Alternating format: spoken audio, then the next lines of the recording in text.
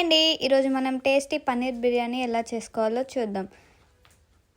చూడండి ఎంత బాగా కుదిరిందో, అసలు చాలా బాగా వచ్చిందండి. మీరు కూడా ట్రై చేయండి. మీకు గనక ఈ వీడియో నచ్చినట్టయితే మా ఛానల్ని సబ్స్క్రైబ్ చేసుకోండి.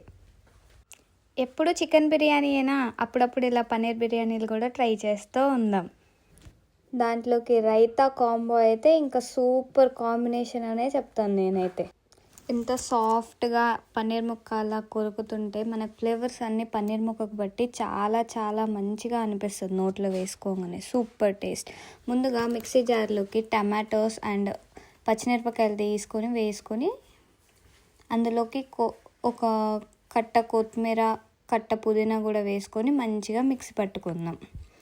తర్వాత మనం బియ్యాన్ని కడుక్కుందాం.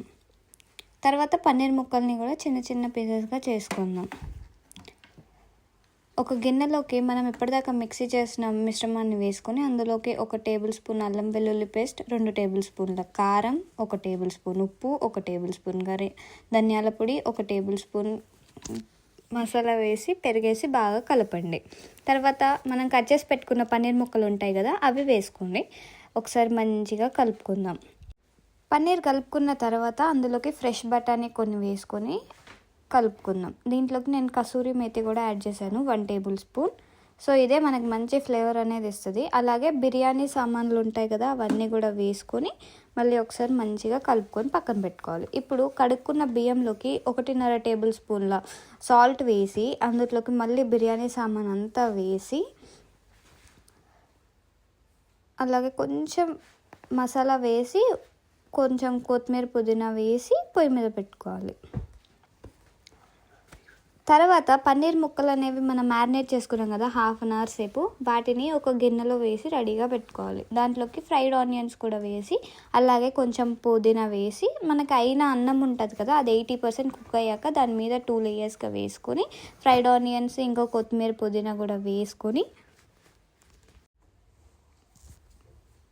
తర్వాత మళ్ళీ ఇంకొక లేయర్ ఆఫ్ అన్నం వేసుకొని మళ్ళీ సేమ్ ప్రాసెస్ని రిపీట్ చేస్తున్నాను.